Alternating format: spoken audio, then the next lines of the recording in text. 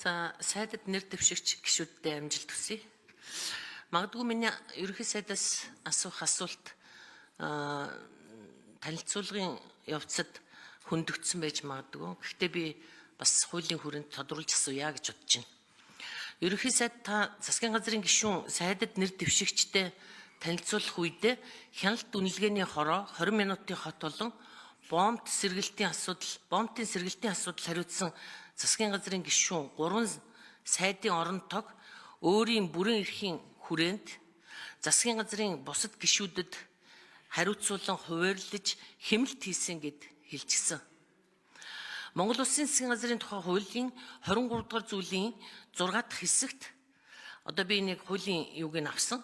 Хэрв энэ хуулийн 20 дугаар зүйлийн 5 дахь хэсэгт заасан Монгол Улсын сайд нарын эрхлэх асуудлыг нэгээс нөгөөд шилжүүлэх, нэг оронтоонд нэгтгэх, өөрчлөлт оруулах бол энэ тухай саналаа ерөнхий сайд улсын их хурлд өргөн мэдүүлж шийдвэрлүүлсэний үндсэн дээр гүйцэтгэнэ гэд маш тодорхой заасан байна.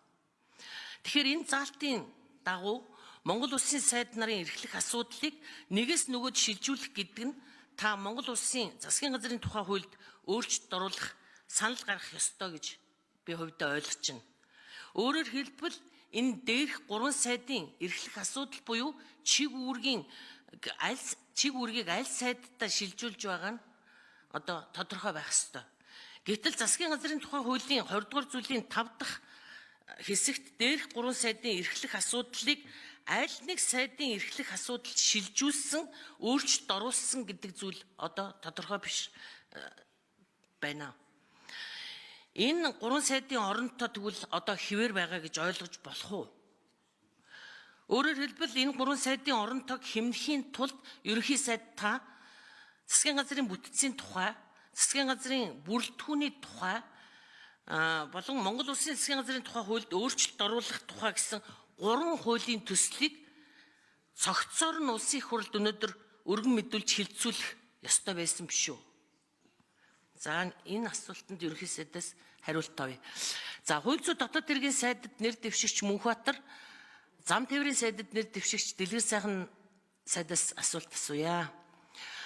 2020-с 2024 оны хугацаанд Монгол Улсын нийт осол гэмтлийн тэргүүлэх шалтгааны эхний 3-т зам тээврийн осол орсон байгаа.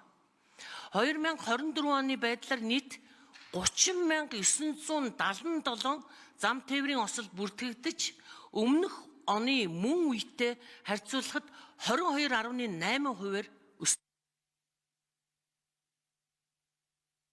За Бачимаг шүнд 1 минут нэмжигье. За өмнөх оны мөн үетэй харьцуулахад 22.8%-аар өссөн энэ дүн статистик мэдээ байна. Тэгэхээр 30,977 зам тээврийн ослын улмаас 4,493 хүн амь нас эрүүл мэндээр өнөөдөр хохироод байна. 631 хүн амь насаа алдсан ийм харамсалтай мэдээ байна. Ингээд үзэхэд Монгол улсад зам тээврийн ослын нөхцөл байдал дайн мөргөлдөөнтэй ядуу буурай орнуудын одоо ийм нөхцөл байдлын хэмжээнд хүрсэн байна. Би нийслэл хотын хэмжээнд тулгамдсан асуудал болсон бичил цахилгаан тээврийн хэрэгсэл сургууль скутерийн хуулийг өргөн барих энэ процессын үйл ажиллагаа маш удаашралтай. Төрийн цахилгааны төв байгууллага, хууль зүйн дотоод хэргийн яам, зам тээврийн яамнаас оролцоо маш муу, эрүүлсэн одоо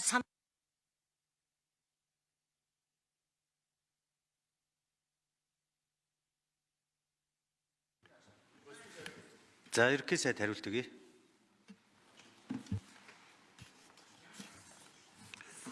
За бүрийн Бачимаг гишүүний асуултанд хариулъя. За Монгол Улсын засгийн газрын тухай хуулийн 23.1-ийн 6-д засгийн газрын гишүүдийн эрхлэх ажлыг тодруулан хуваарлж түүнийг гүйцэтгэлд хяналт тавина гэж ерөнхий сайдын бүр эрхэд заасны дагуу Монгол Улсын ерөнхий сайдын бүрэн эрхийн хүрээнд засгийн газрын дотоод зохион байгуулалтын хүрээнд хяналт үнэлгээ үндэсний орооны дарга, бомбын сэргэлтийн үндэсний орооны дарга, 20 минутын хот үндэсний орооны дарга Монгол Улсын сайд нарын асуудлыг давхар хариуцуулан гүйцэх бүрэн боломжтой гэж үзсэн. Гэхдээ танилцуулгын үеэр дурдсанчлан Дэгийн тухай хуулиар засгийн газрын бүтцийн тухай, ялангуяа бүрэлдэхүүний тухай хуулийг хууль тогтоомжийн хуулийн дагуу иж бүрдэл хангуулдаг, хууль тогтоомжийн хуулийн дагуу өргөн мэдүүлдэг болсон байна. Энэ тохиолдолд засгийн газар хуралдаж нэг яаралтайгаар өргөн барьсан тохиолдол хилжих болцоод. Тэгэл засгийн газар яаралтай хэлцэх шаардлагатай юм цаг хугацааны болон хууль эрх зүйн хаажинд байна гэж хэлсэн.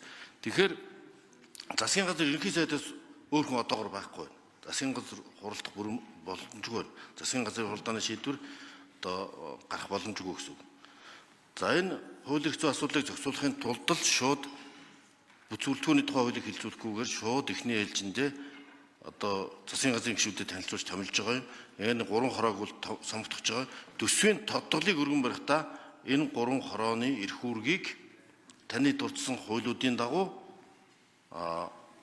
одоо өнөөдөр томилохгүй орхиод цомготгож 3 сайдаар цомготгох төдийгүй 4 үндэсний хороо цаашлаа 59 зөвлөл давхардал хийдэл зөрчлүүд давхарцсан агентлаг бүтцүүд байгааг зэгцэлж